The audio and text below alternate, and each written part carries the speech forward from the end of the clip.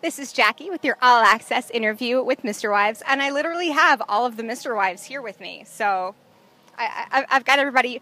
Mandy's feeling a little under the weather because they've been touring forever, and just got back from Europe about a day ago. I don't know how you guys are still. How do you feel right now?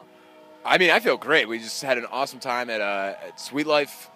We got to play a show in Charlotte yesterday. It's definitely been really busy, but I mean, we want to change it for the world. We get to live our dream, so this is ideal. So no complaints. I like that. I like that. All right, fair enough.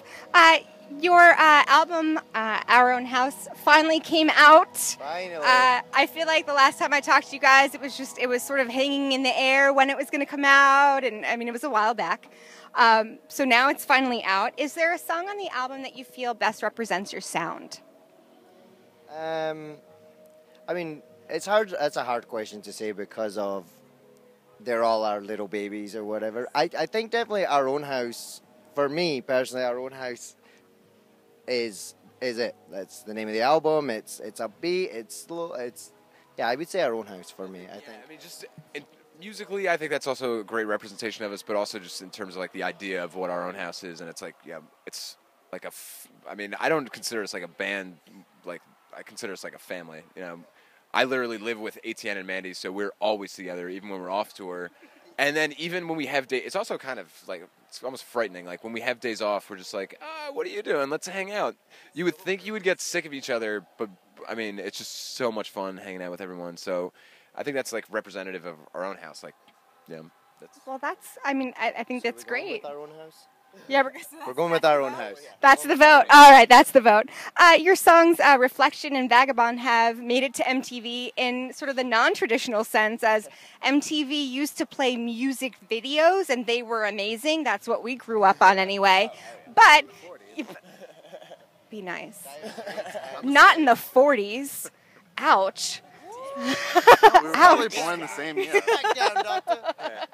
But you guys made it onto MTV in a more unconventional way, and that's through their television series. Finding Carter, in fact.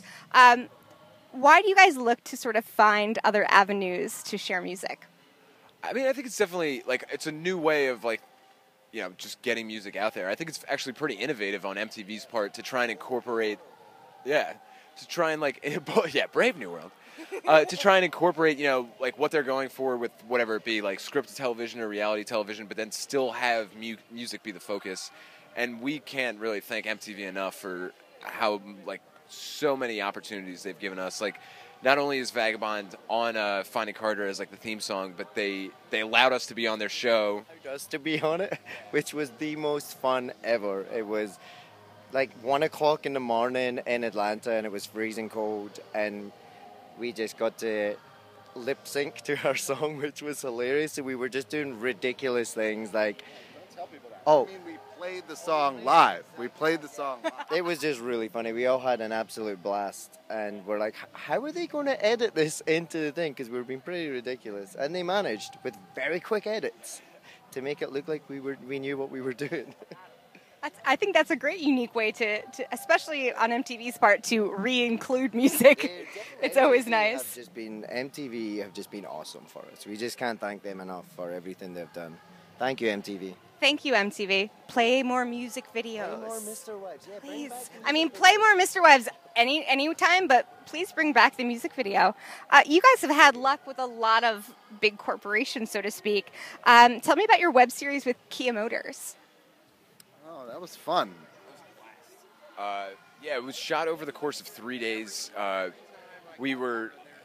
It's still very surreal, I think, to all of us. Like, we get a call from John Oates, like, in a morning, and it's like, hey, I want you to cover this song. And they did, like, this campaign where they were, like reimagining or, like, it's, like, you know, all about innovation and bringing old songs back to life, because that's kind of what Kia is doing as a corporation. And so John Oates calls us, which is a sentence I never thought that I would ever say, had no reason to, and asked us to cover Out of Touch. And then we spent the next day we went into the studio and like worked out how we wanted to do the rendition of it. And then the third day we play it, and they were just like, oh yeah, we're just going to record you guys doing it. And then John Oates shows up, and they literally had to, like, he shows up and they had to eliminate virtually all of the footage that we used because we were just like, what the? Like, we were freaking out because he's such an icon, and we obviously love Hall & Oates. When that came in, getting the chance to record in Electric Lady Studios was just like, oh my god, like that's something you could only dream of. Going in Jimi Hendrix studio and recording, it's like all like the greatest albums, and even up like to today, like have been recorded in that studio. So to record in there, I had a lot of jealous friends. I was like, I'm recording in Electric Lady Studios today. It was actually, Are You Experienced by Noel Redding, like at the time. So like their bass player has this biography about like the whole time, and oh yeah, I know, and we got to use all of those, which was I don't know what happened, but like we basically won the lottery when we got that. Yeah. Did it really happen? I mean, you guys have lucked out. You recently wrapped a tour with 21 Pilots, who are also we're big fans of. You just wrapped a European tour, and then this summer you kind of are doing a batch of radio-sponsored concerts and festivals. What are some of the other festivals folks can find you on? What ones can we say that we're on? Because we can't say. Lollapalooza, Outside Lands.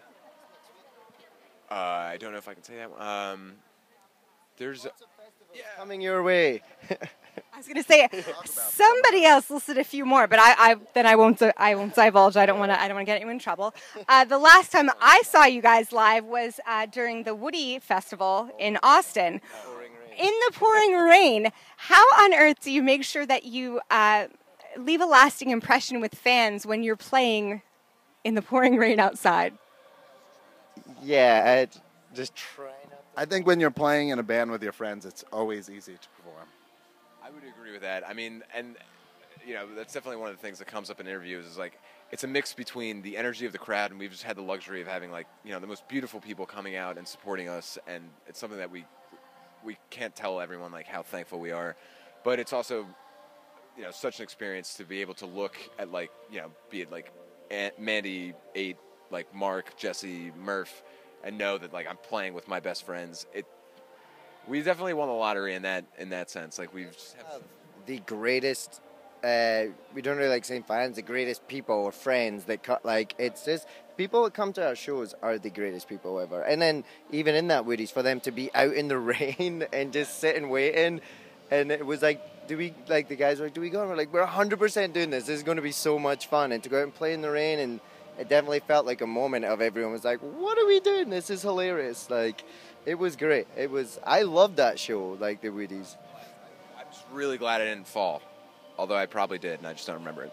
You were all right. To a trash can on stage before, and it is on the internet somewhere. So think about how difficult it is to find a trash can on a stage to fall into. That's talented. Pilots is very agile. I am the antithesis of that. Well, the tours and the exposure doesn't stop for you guys. VH1's Morning Buzz, Jimmy Kimmel Live. I mean, when do you do get a break for the next 3 days, right? What 2 days? I'm sorry, 2, not 3. What do you do? Did someone say 3? Got so excited. What do you do in your downtime besides absolutely nothing? Normally I meet up with Will, and we'll go to a bar or something. It is literally that. I think when we get to the end of the tour, everyone like scatters and does their own thing. And the first night at home is awesome. And then it's like, what are you doing? What are you guys up to? Like, let's hang out. And yeah, we just kind of do what we do on tour, basically. Just go and hang out together. We really got into poker, which probably wasn't the best thing for us to do, but it really passed the time. And it was good for morale. It definitely was. It's been so much fun. I mean, like, we all get like the chance and like the opportunity to like see family and friends and stuff, but at the end of the day, like, you know, this days like it's almost kind of weird to think of day off. I feel like I haven't worked a day since we started this band, you know, and since we like quit our jobs. Like this. Except you'll have a moment in your own bed, your own shower, and that'll help. It definitely is great to get back to your own bed. That's for sure. I hate it. You lie. Really? You You're lie. not seeing your family? I'd. What about your mom and your dad? It's good to see them, but I can always just call them. I'd rather be on the road. Rather be on the road. So tell me about you. You have more tours coming up. I think you even have a fall tour planned. Can Yeah, we even? scrapbook tour. I think Tickets that's on next sale now. Tickets on sale now. Go to for the Ticketmaster. scrapbook tour. By the way, just in case we didn't get that, Yeah, scrapbook tour. tickets are on sale now. Anything else going on? I mean, I feel like you have so much going on. How do you keep track of it all? We have really good manager. We have a really good tour manager. And we're ready to do a video. We're shooting a video for our own house, which we're very, very excited to do. It's going to be pretty funny, hopefully.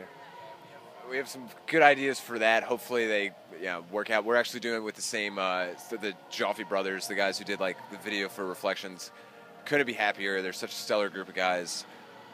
So that, and then just kind of taking the summer to play a lot of like radio shows and like festivals, and then fall tour. It's hopefully just going.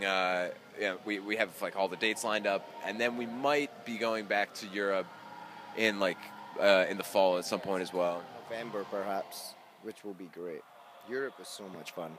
We played in London, and my family came down. Like all my family live in the UK, and they came down to London, and my wee brother got on my friend's shoulders and was dancing, and I was like, oh, that's hilarious. And next thing I knew, my dad got on the bar and was like jumping around on the bar, and the security guard was like, get down from there. He's like, after this song.